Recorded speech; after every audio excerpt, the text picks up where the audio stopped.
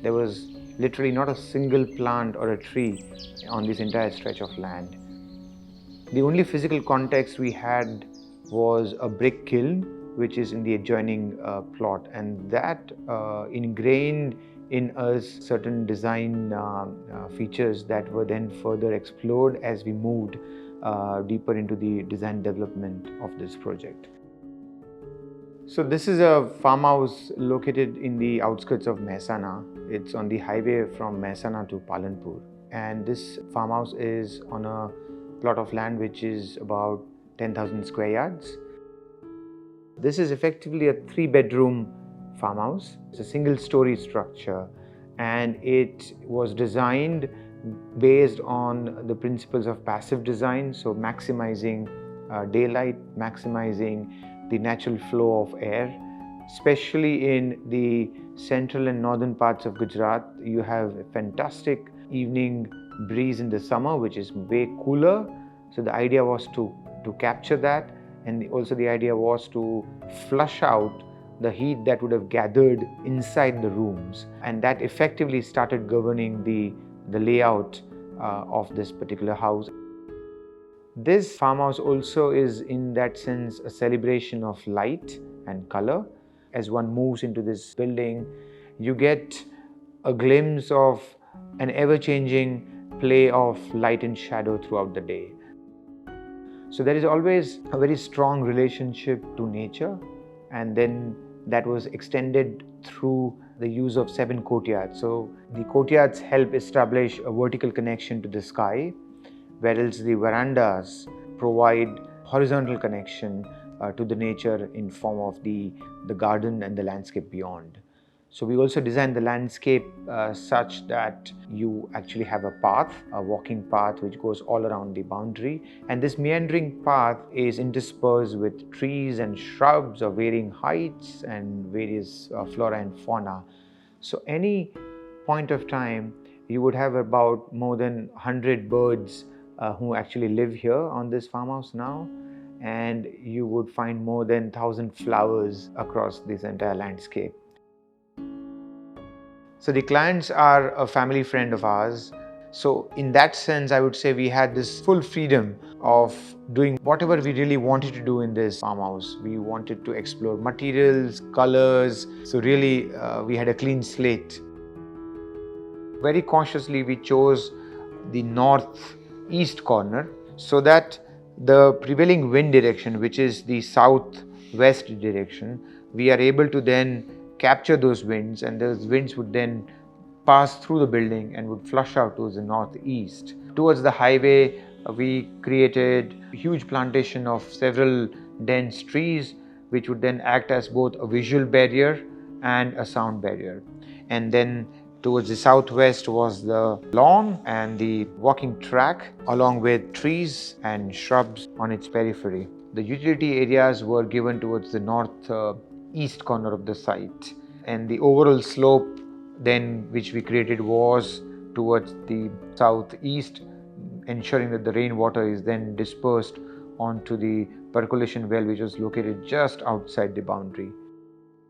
This house effectively has 3 spatial elements.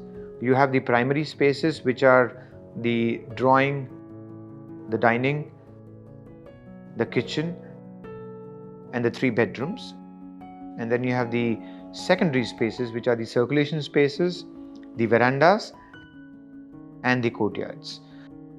We created this arrival court over here, and then you have a central spine, which is effectively a long space, but which is twisted, which cranks and leads you all the way to the last bedroom. Along this spine, you would then experience the play of light and shadows.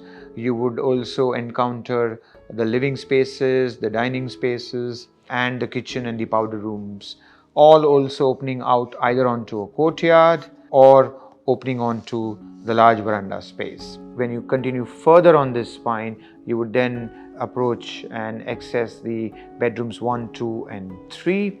All these bedrooms are again connected through a large veranda, and yet these bedrooms and their bathrooms open up onto their own private courtyards.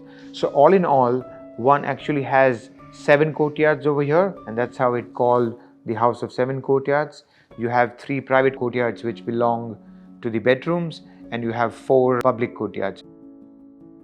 So this house was also designed in its section. It wasn't only the layout and the spatial arrangement, because the inside-outside relationship and the way the air flows and flushes the heat out was very important.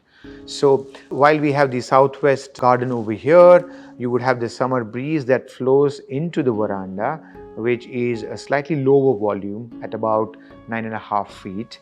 And that breeze would then come inside the main space or the primary space through large sliding doors, and these primary space is about 12.5 feet tall. We've given higher level ventilators over here, so all that heat is then going to dissipate out through these high level windows.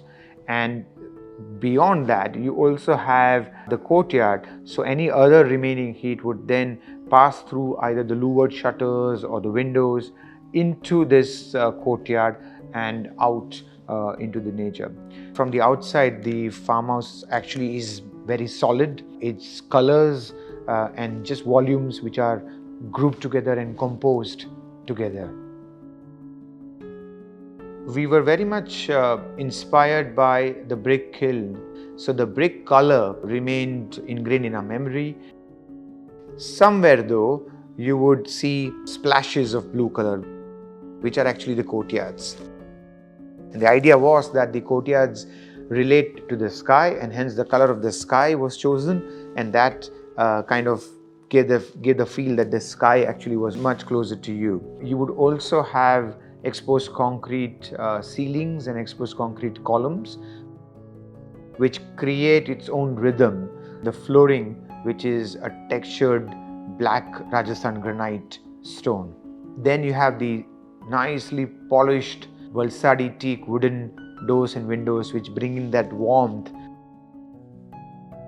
For the landscape, there was a very strong emphasis on selecting local species of plants, indigenous plants. So we had champas, we had garmado, we had jasud, we had the banyan tree. The idea was to have organic plantation at the back of the house, where we have fruits, local fruits, herbs and spices which are grown by the owners of this farmhouse.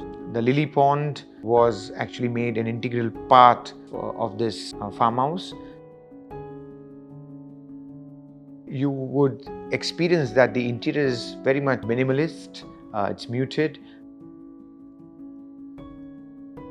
The upholsteries of the furniture, the vineyard and the wooden chest, they're all very simplistically designed, because the emphasis here is more on the outside, and the interior has to be extremely silent. The moment you go into each of the bedrooms, you realize that it's the same language, that you have muted interiors, and you would then go out into the verandas of the bedrooms, which are again 12.5 feet deep.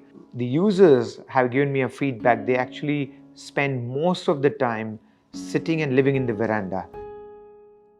I think architecture at the end of the day has to be animating its own spaces. Whenever you come to this place, various times of the year, you will always discover something new. A new connection that you make to the outside, to nature, the new way you would see light moving, sun moving. The more simpler we make our buildings and the more emphasis we lay on these elements of nature, the more stronger and more timeless our buildings and our spaces will be.